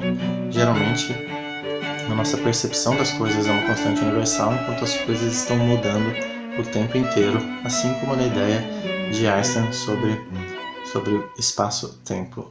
E a ciência realmente nunca se preocupou muito em entender sobre felicidade até aproximadamente nos anos 90. Nos anos 90 eles começaram a perguntar para os pacientes em diversas situações o que você está fazendo agora e quão feliz você está nesse momento. Então muitas vezes pessoas recebiam aumento, estavam almoçando com a família ou tiveram um dia ruim, mas a nota delas de felicidade indo de 0 a 10 era sempre na faixa de 7. Às vezes durante o momento não, mas depois essa felicidade se estabilizava nesse momento. Aí muitas vezes a pessoa, ia ser bom se eu estivesse numa praia, ia pra praia. Mas ia ser melhor se eu tivesse uma pinha colada, que ganhava pinha colada. Aí no outro dia dava uma nota 3 porque estava de ressaca. Como o próprio Einstein já aconselhou uma vez, nunca enche a cara com drinks alcoólicos açucarados. Se for para enfiar o pé na jaca, eu recomendo alternar com água ou gás, ou se você tiver muita grana, é melhor tomar um bom champanhe ou um bom whisky, disse Einstein. E muitas vezes as pessoas imaginam que elas são a constante universal da vida delas, que elas são imutáveis e as experiências vão mudando ao redor, mas não. Na verdade, a dor é essa constante universal, imutável, e conforme a gente vai mudando nossas experiências, a gente sempre tende a encaixar o mesmo grau de dor, para que ele continue na mesma intensidade ali na média, aproximadamente. Existem várias pesquisas até com pessoas que passaram por acidentes e viraram deficientes físicos ou perderam os pais e vencedores da loteria, e na média esse nível de velocidade, de felicidade, tende a voltar para a mesma escala. E é importante que as pessoas tenham consciência disso, porque cada vez mais elas continuam numa busca incessante por essa tal de felicidade, sendo que na verdade, né, essa felicidade não vai chegar. É por isso que muita gente recomenda o tal do exercício da gratidão, é uma coisa muito recomendada, até porque o que a gente faz quando a gente é grato é realmente reconhecer o quanto a gente tem de oportunidade. Eu posso dizer, nos auges dos meus 31 anos, que eu nunca tive tantas coisas quanto eu tenho hoje em dia. Esse é o maior salário que eu já tive até hoje, mas constantemente eu ainda me pego me comparando com outras pessoas e com outros planos e com outras coisas que eu quero, o que não é ruim, porque ajuda a gente a continuar sempre buscando, mas é interessante a gente ter essa noção que, cara, você tem que ser grato pelo que você tem agora, porque a felicidade não é um ponto de chegada, né? O próprio Einstein disse uma vez: assim como o rio que corre tranquilamente enquanto não encontra obstáculos, a natureza do homem e do animal é tal que nunca percebemos ou nos tornamos conscientes do que acompanha nossa vontade. Para percebermos algo, nossa vontade precisa ser frustrada. Precisamos experimentar algum tipo de choque.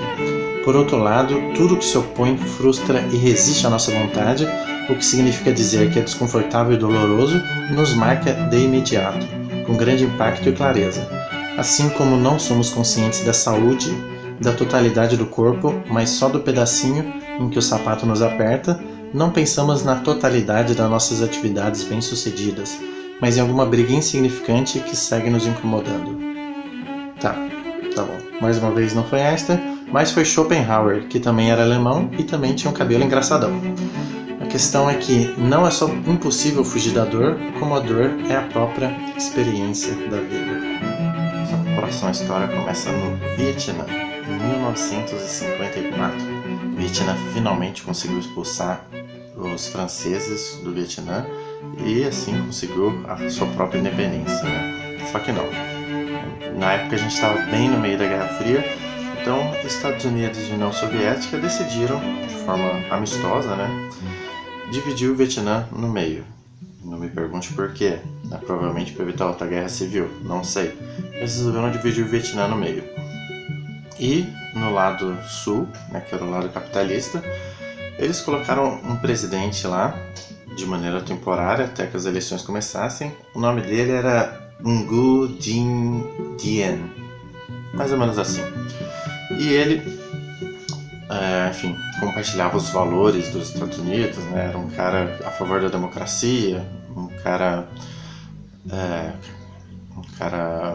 religioso, né? Católico, enfim, compartilhava os valores dos Estados Unidos. Ele estava lá de muito bom grado. Os Estados Unidos estavam muito felizes com a presença dele lá. Aos poucos, ele foi mostrando que não era tão a favor da democracia assim, né? Foi cada vez mais, né, proibindo os outros partidos, permitiu só o partido dele. Na época da eleição, botou o irmão dele para dar uma olhadinha na urna, né? Dar uma coordenada na urna e adivinha só, conseguiu ser eleito com 98,2% dos votos. Nossa, surpreendente. E, enfim, entre os primeiros atos dele foi acabar com o budismo no país. Ele não queria nenhuma religião que não fosse a dele. E aos poucos foi se percebendo que nem tão católico ele era. Ele queria mesmo ser o deus da religião dele, né? Mas enfim, proibiu o budismo e, enfim, mais de 80% da população do Vietnã era budista. Você imagina que isso causou alguma revolta. Mas revolta de budistas sempre é diferente, né? Eles foram lá de maneira pacífica, fazendo as manifestações e cada vez mais eram reprimidos. Chegaram a atacar granada no meio de uma manifestação pacífica de budista. E aí que a parte interessante aconteceu. Então, lá nos Estados Unidos mandaram para a embaixada deles uma correspondência dizendo que, enfim, que enviassem a imprensa lá pro Planalto do Vietnã do Sul, que uma coisa surpreendente ia acontecer. Essa parte aqui eu vou até ler, que é impressionante. Naquele dia, um carrinho turquesa coberto de faixas exigindo liberdade religiosa liderou uma procissão de algumas centenas de monges e monjas. Eles cantavam, as pessoas paravam e observavam a procissão por alguns instantes, depois voltavam às suas vidas. Era uma rua agitada num dia agitado, e àquela altura, protestos budistas não eram novidade. A procissão chegou no cruzamento em frente à embaixada cambodiana e parou, bloqueando o tráfego. Um grupo de monges se espalhou num semicírculo em torno do carro turquesa, observando e esperando em silêncio. 3 monges saíram do carro. Um colocou a almofada na rua, no meio do cruzamento. O segundo, um homem mais velho, chamado Kik Kwang-dup, não sei se é assim que fala, foi até a almofada, sentou na posição de lótus, fechou os olhos e começou a meditar. E o terceiro monge saiu do carro, abriu o porta-malas e tirou um galão de gasolina, que levou até onde Kwang-dup estava sentado e despejou o conteúdo sobre ele, encharcando o homem de combustível. As pessoas taparam a boca, alguns cobriram o rosto e os olhos começaram a lacrimejar com os gases. E de repente aquele cruzamento tão movimentado foi tomado por um silêncio sinistro. Os passantes pararam, policiais esqueceram o que estavam fazendo, tinha algum peso no ar, alguma coisa importante estava para acontecer. Um corpo coberto de gasolina e um rosto tranquilo, Kwang-dup recitou uma prece rápida, esticou a mão, pegou lentamente o fósforo e, sem abrir os olhos ou sem sair na posição de lótus, acendeu no asfalto e colocou fogo em si mesmo. Imagens do momento. Vamos ver se consegue focar aqui. É um negócio realmente impressionante. E muita gente comenta que não consegue meditar, não tem paciência para meditar. E, cara, meditar não é uma coisa fácil, não é uma coisa simples, é realmente um ato de olhar para dentro e, sendo isso alguma coisa boa ou alguma coisa ruim, né? E a gente vê que, enfim, aqui no Ocidente é muito esse negócio, né, de veste uma calça leg na sala de ginástica, né, e fica repetindo um monte de mantra, sendo que na verdade lá para os orientais é uma coisa muito mais de você confrontar o que você é e você aceitar isso e tá tudo bem. E aquele homem, enfim, impassível, daquele jeito, né, tranquilo, sereno, esperando o corpo dele ser queimado completamente, mostrou uma coisa que eu acho que ninguém tá muito preparado, né, que é a aceitação da morte, a aceitação da dor, né, por uma causa muito maior do que ele. E, enfim, algo que realmente valia a pena morrer, né? Depois desse última manifestação, a situação ali no Vietnã do Sul ficou realmente insustentável. O próprio presidente, algumas semanas depois, acabou sendo morto, ele e a família dele. Então, assim, alguma coisa mudou, não se sabe o que, mas a gente vê que alguns gestos conseguem realmente mudar toda a aura em volta. E aí a gente traz um conceito da antifragilidade, né, do Taleb. Então, para quem nunca ouviu falar, né, a maioria já ouviu, mas para quem nunca ouviu falar, a gente costumava dividir antes de Taleb, né, a gente dizia que existiam as coisas frágeis e as coisas que eram robustas, né, que robusto era basicamente o oposto de frágil. Quer dizer, frágil é alguma coisa que quebra com facilidade e robusto é alguma coisa que vai suportar, né, bastante impacto sem se danificar, né? E Taleb veio para mudar esse conceito. Taleb dizia que se o robusto é o contrário de frágil, é como se você dizer que o contrário de fraco é alguma coisa neutra, né, e não alguma coisa mais forte. Então Taleb propõe que o contrário de frágil é o antifrágil. Qual que é a diferença de antifrágil para robusto? É que o robusto suporta os impactos e se mantém da maneira que é. O antifrágil, ele se fortalece no caos, né? Quanto mais você bate, mais forte ele fica. Tem vários exemplos, né? Um vaso, a gente imagina que é uma coisa antifrágil.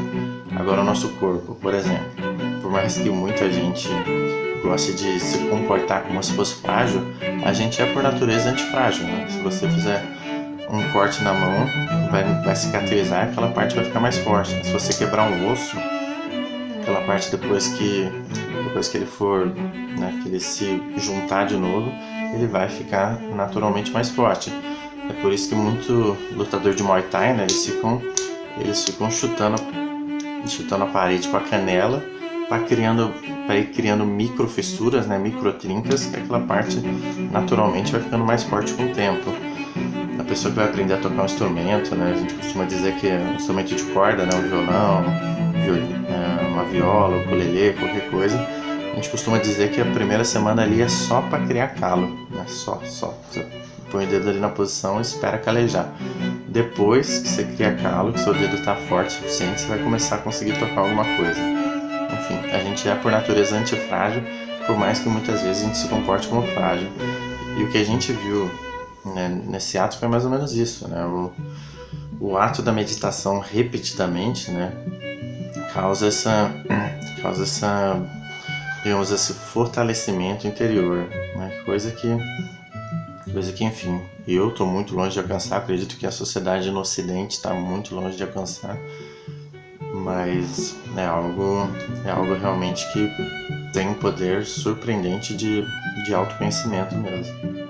E vendo esse caso do budista, né, a gente vê que a dor não é uma escolha, né, mas o sofrimento sim é, né? A gente pode escolher sofrer ou não sofrer. E em questão de valores, né, a gente vê que os valores da criança, os valores infantis, eles são frágeis, né? É aquele exemplo que a gente deu do sorvete, né? Quando o sorvete acaba, começa a choradeira, começa aquela crise existencial, né? Os valores do adolescente são mais robustos, porque ele entende a necessidade da dor para atingir algum objetivo. E os valores adultos, são os valores verdadeiramente adultos, né, são naturalmente antifrágeis. Eles vão se beneficiar mais do inesperado, né? Quanto mais quebrada fica uma relação, mais útil é a pessoa ser honesta. Quanto mais assustador ficou o mundo, mais importante é reunir coragem para encarar o mundo. E quanto mais confusa fica a vida, mais importante é praticar a humildade. Sobre liberdade, a nossa discussão começa com Bernays, acredito que o nome é assim também, não sei como é que fala o nome nenhum, mas era sobrinho, adivinha de quem? De Sigmund Freud, e ele foi basicamente o pai do marketing atual, né? Então tudo que a gente vê hoje em dia, né, mulheres bonitas em propaganda de cerveja, de carro, foi coisa dele, aqueles artigos jornalísticos falsos que parecem que são artigos, mas na verdade são propagandas, né? Também foi tudo isso invenção dele. Ele foi a primeira pessoa que entendeu, justamente por ser sobrinho do Freud, que o nosso cérebro sensível toma as decisões. E a partir disso, ele começou a fazer um marketing menos informativo e mais voltado para chamar a atenção do nosso cérebro sensível, né? Então, trazer essas sensações de liberdade, de empoderamento, quando na verdade você só está escolhendo um sabor novo de pasta de dente, né? Mas ele basicamente revolucionou o mundo do marketing com isso. E assim, não que isso tenha sido uma coisa boa, né? Principalmente para a época. Ele conseguiu ajudar empresas de cigarro a fazerem mulheres fumarem mais cigarro, né? Coisa que antigamente elas eram meio que proibidas. Depois elas conseguiram isso como um grande ato de liberdade, né? Agora elas também têm o mesmo direito que os homens de pegar câncer de pulmão. Mas, enfim, apesar de todos esses avanços do marketing, ele justamente trabalhava dessa maneira porque ele acreditava que a liberdade em si, a liberdade plena, era uma coisa muito perigosa, né? Por entender que o cérebro sensível governava, ele acreditava que deixar as pessoas terem liberdade plena seria algo muito perigoso. Era melhor que elas tivessem essa falsa sensação de liberdade do que atingir a liberdade de uma maneira plena. E essa é uma discussão bem complexa, né? Até Platão dizia que enfim, que uma sociedade com liberdade plena não se pode esperar nada além de uma escravidão plena. Então, é uma questão complexa. Na prática, né, a gente tem também a questão atualmente, né, do paradoxo da escolha.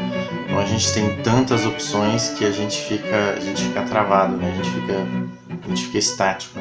E no final das contas, a liberdade plena hoje em dia seria a liberdade de escolher o que a gente pode abrir mão, o que a gente pode não querer fazer. E é por esse motivo que enfim, que a gente deveria se sentir mal por países que não têm essa liberdade, né? Então, quando a gente vê histórias de países, enfim, de regimes que têm regimes totalitaristas, né, que têm regimes autoritários, o problema não é eles terem poucas opções de lazer, porque, querendo ou não, poucas opções de lazer ainda são muitas. É muito mais do que a gente consegue fazer em um dia, né? O problema principal são eles não poderem escolher o que eles não querem fazer, né? Não podem escolher os sacrifícios que eles querem fazer, não podem escolher o que eles querem abrir mão. Eles têm que seguir aquele regime daquela maneira, e isso é muito triste. Então essa discussão sobre liberdade é muito maior, muito mais aprofundada no livro, mas uma pincelada aqui pra gente ter noção, né, que a liberdade plena ela acaba tendo várias consequências, né? E uma delas a gente não saber lidar com as diferenças, né? Então, todo mundo gosta de ter liberdade plena de expressão, mas a liberdade de expressão do outro acaba incomodando também, né?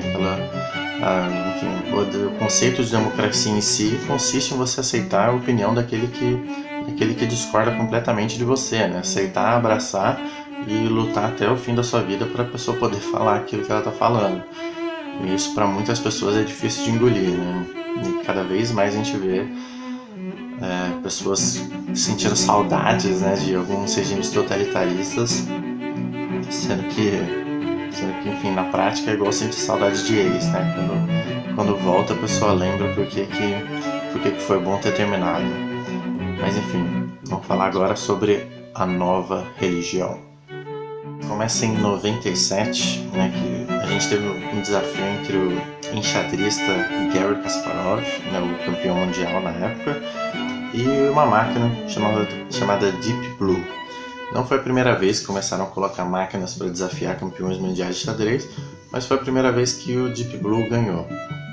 E, enfim, na época Kasparov não aceitou muito bem a situação, né, disse que alguns movimentos da máquina eram humanos demais, mas conforme foi passando o tempo, enfim, isso foi em 97, hoje em dia é óbvio que um campeão mundial não ganha mais de uma máquina, isso nem se discute mais.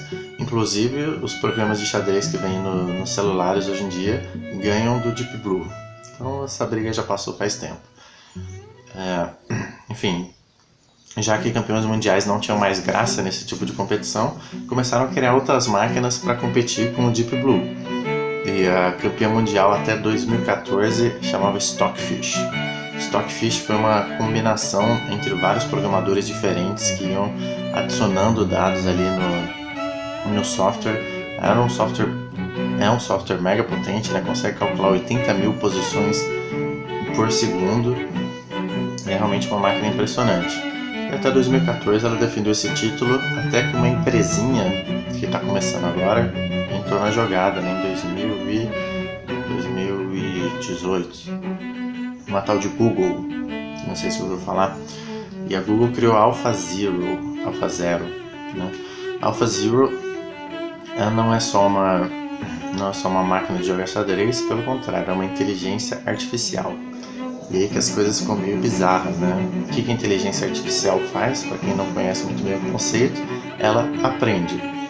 Então, o AlphaZero, basicamente, no dia que ele foi jogar contra o Stockfish, no mesmo dia, eles começaram a ensinar para ela o que era xadrez. E ela foi jogando partidas contra ela mesma, aprendendo, melhorando. Quando foi jogar com o AlphaZero, ela não chegou a perder, contra o Stockfish, ela não chegou a perder nenhuma partida. Ela ou ganhou ou empatou todas as 100 partidas que eles disputaram naquele dia.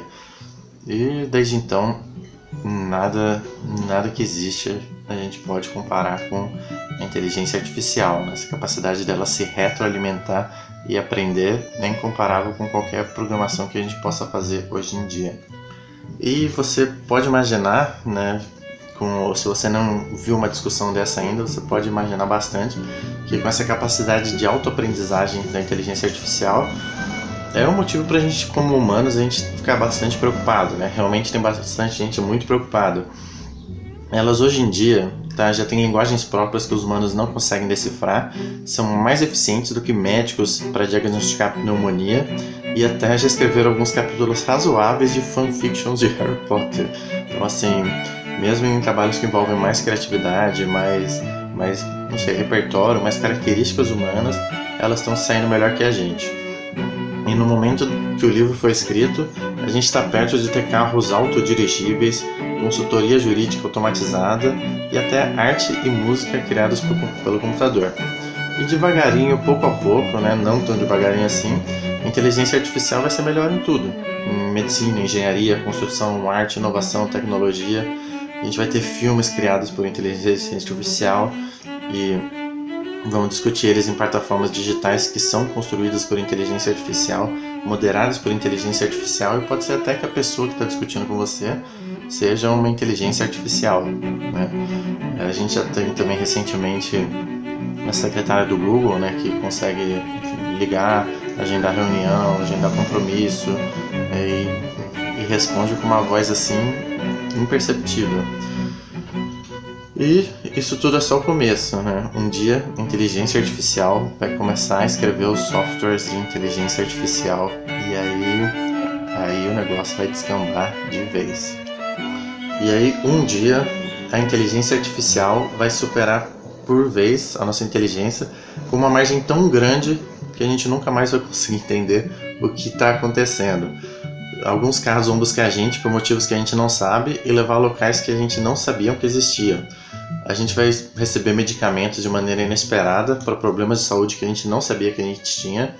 Pode ser que as crianças mudem de escola, que os adultos troquem de emprego, que as políticas econômicas mudem de uma hora para outra, os governos reescrevam as constituições, sem que nenhum de nós entenda realmente por quê. Isso é um negócio que vai acontecer e pronto. Porque o nosso cérebro, do jeito que ele é lento demais e os cérebros sensíveis são perigosos demais. E como o AlphaZero, né, inventando em poucas horas algumas estratégias de xadrez que os gênios do esporte não conseguiram prever, a inteligência artificial também vai reorganizar a sociedade e o nosso lugar dela de maneiras inimagináveis. E aí a gente vai voltar exatamente para o ponto de partida.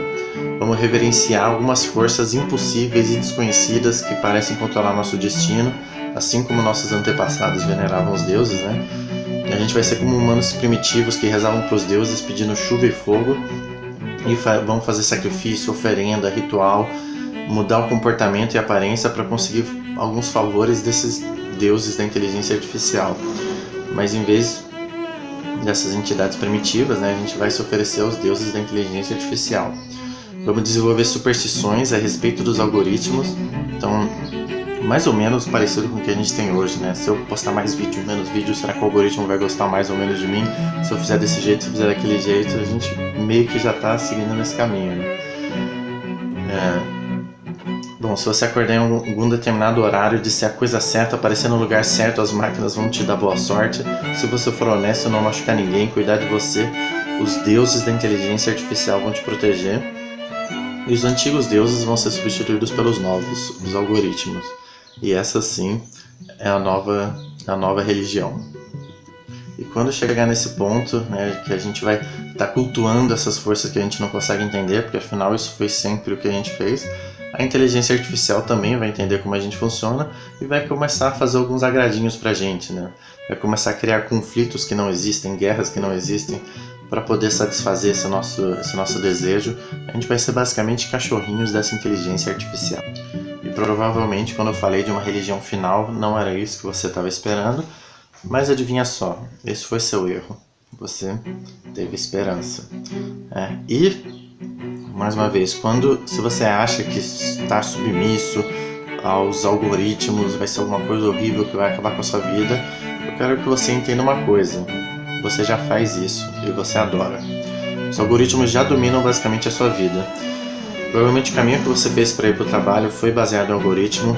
Os amigos com quem você conversou essa semana, muitas dessas conversas foram baseadas no algoritmo do Facebook, do WhatsApp. O presente que você comprou para o seu filho provavelmente foi o algoritmo da loja. A quantidade de papel higiênico que vem no pacote grande, os 50 centavos que você economizou para participar do programa de fidelidade do supermercado, cara, tudo isso é algoritmo. Eu imagino que de alguma maneira você estava esperando ter nesse vídeo e também nesse livro alguma esperança, né, de ter alguma garantia que as coisas vão ser melhores e só seguir um caminho, fazer isso ou fazer aquilo, onde tudo vai ficar bem. Bom, me desculpa, mas eu não tenho esse tipo de resposta, o autor não tem esse tipo de resposta, ninguém tem. Porque mesmo que todos os problemas fossem magicamente resolvidos, a nossa mente ainda perceberia que iam ter merdas inevitáveis no futuro. Então, em vez de procurar a esperança, tenta o seguinte: não tem esperança. E também não se desespere. Na verdade, não caia na ilusão de que você sabe alguma coisa. Essa suposição de saber algo com uma certeza tão cega, fervorosa e emocional que, antes de tudo, cria esse tipo de confusão. Não tenha esperança que as coisas vão melhorar. Seja você uma versão melhor a cada dia. Seja algo melhor. Seja mais piedoso, mais resiliente, mais humilde, mais disciplinado. Muitas pessoas acrescentariam seja mais humano, mas não. Seja um humano melhor. E talvez, se tivermos sorte, um dia a gente vai conseguir ser mais do que humanos. Mas se eu puder ousar, eu quero ter um pouquinho de esperança sim. Eu ouso ter esperança nesse mundo pós-esperança, onde as pessoas nunca sejam tratadas meramente como meios, mas sempre como fins, e que em nenhuma consciência sejam sacrificadas por qualquer objetivo religioso maior, e nem que alguma identidade sofra por maldade, cobiça ou negligência, onde a habilidade de agir com racionalidade seja o objetivo maior de todos, e onde isso se reflita não apenas no nosso coração, mas também nas instituições sociais e modelos de negócio. Ouso ter esperança de que as pessoas vão parar de suprimir o cérebro pensante ou o cérebro sensível e vão unir os dois no sagrado matrimônio da estabilidade emocional e da maturidade psicológica. E as pessoas enxergarão as falhas dos próprios desejos, a sedução dos confortos e a destruição que vem com seus caprichos. Em vez disso, buscarão o desconforto que irá forçá-las a crescer. O autor ainda tem muito mais esperanças pra gente, mas eu vou deixar para vocês lerem essa daí. Eu tenho muita esperança de poder ajudar bastante gente com esse trabalho que a gente está fazendo aqui, né?